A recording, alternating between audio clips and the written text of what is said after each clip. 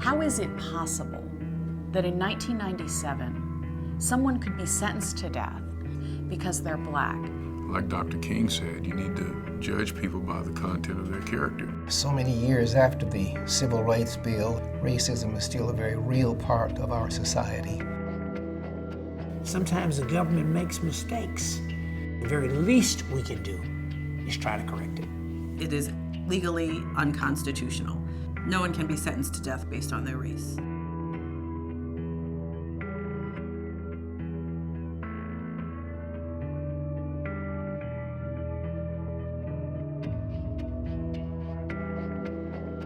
In 1997, Duane Buck was convicted of killing Deborah Gardner and Kenneth Butler and critically wounding his stepsister, Phyllis Taylor. Buck's lawyers are asking the justices to set aside his death sentence because the jury in his case was told he was more dangerous to society because he was black. There is no question, though, of Buck's guilt. The only issue here is whether or not he's going to live or die.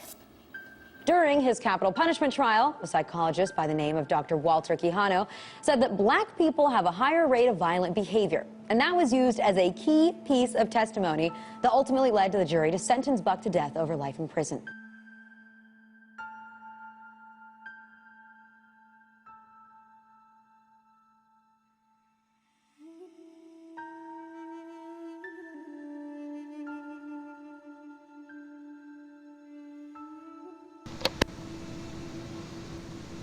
Do you remember when Dr. Quijano testified at trial?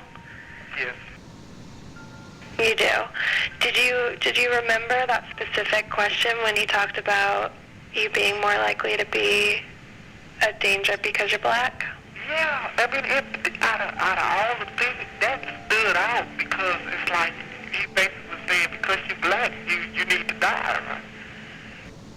And I felt that was strange because my lawyer didn't say nothing and nobody else, you know, the prosecutor or the judge, and nobody did. It's like it was an everyday thing in the court. This was a case that did not have an enormous amount of evidence speaking to the question of future dangerousness. Mr. Buck did not have prior convictions for violence. So having this expert in the field say that because of his race, he was going to be dangerous in the future, it clearly had a very profound impact on the jury. If any one of those jurors made a decision that Mr. Buck's life should be taken as a result of the fact that he was born black, then he didn't get a fair trial. The racial bias in Duane's case is a product of Houston's not-so-distant past. I came to Houston in 1955, the same year that Rosa Parks got on the bus in Montgomery. And when I came, Houston had complete, full segregation, just like Mississippi or Alabama or Georgia. And I think that what I saw in Houston at that time made me fully aware that this was not a good place to rear children. There's been a long history of racial bias in Harris County. And old habits die hard. There are a lot of people who are still fighting the Civil War. While things have improved a great deal, racism has taken simply a different turn.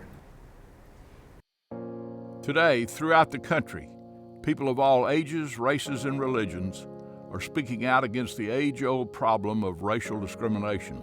They're calling on the criminal justice system to live up to its promise of equal justice for all and to acknowledge and reject racially biased arrests, convictions, and death sentences.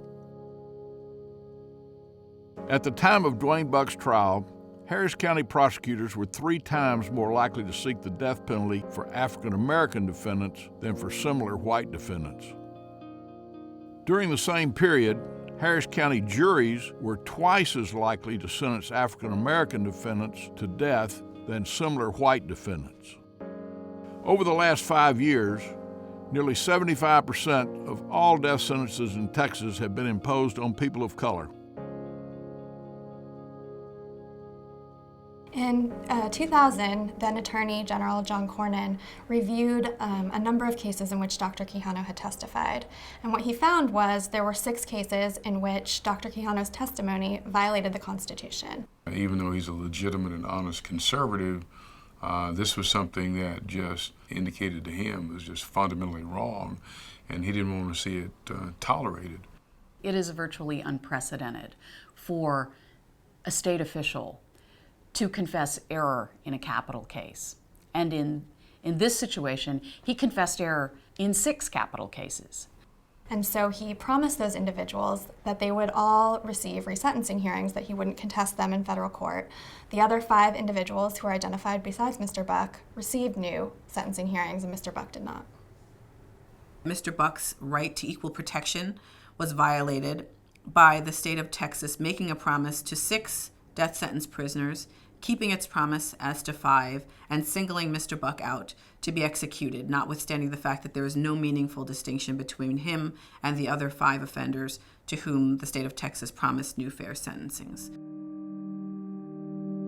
Dr. Quijano's prediction of future dangerousness could not have been further from the truth. Duane Buck has been a model prisoner. And even him being on death row for 15 years, he never had one incident with anyone. He never got wrote up for anything. And that's remarkable to say the conditions that he's in right now.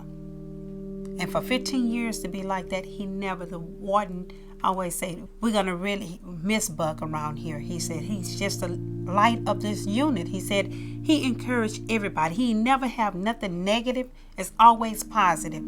He's a blessing to this place.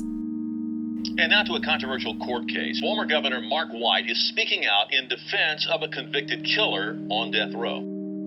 Governor Mark White, who held office during the executions of 19 convicted felons, believes one man on death row needs more time to live, convicted murderer Duane Buck. It's unfair to have someone on death row if they're not supposed to be there. This is getting in front of the problem. Don't wait till it's too late. My name is Linda Geffen. Back in 1997, I was second chair prosecutor on the Duane Buck case. I've never taken a stand in favor of an appeal on any other case, and I've tried over 100 cases.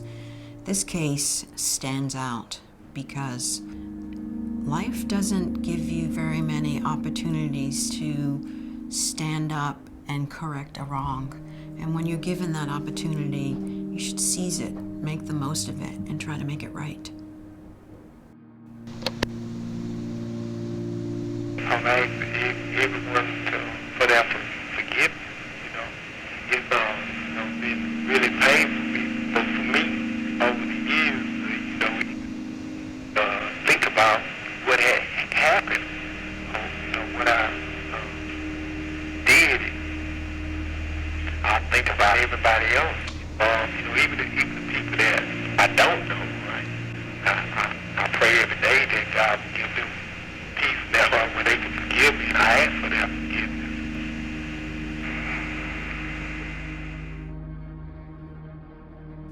Phyllis Taylor, Duane's stepsister, was critically wounded during the attack. Each time that I visit him, the first thing he says is, "How you doing? Please forgive me for the pain that I have caused you." The least the system ought to do, how difficult would it be to just give Mr. Buck a new sentencing hearing? While we had hoped that we were considered first-class citizens, we could have governors, mayors, heads of corporations, even a president, that we have not yet arrived there. We can't put Mr. Buck to death. The state of Texas can't put Mr. Buck to the ultimate punishment without having a fair, just, colorblind sentencing hearing.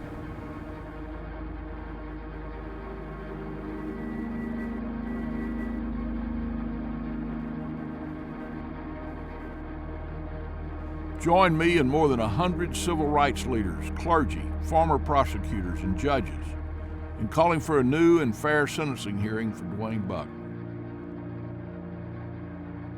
Tell Texas to keep its promise.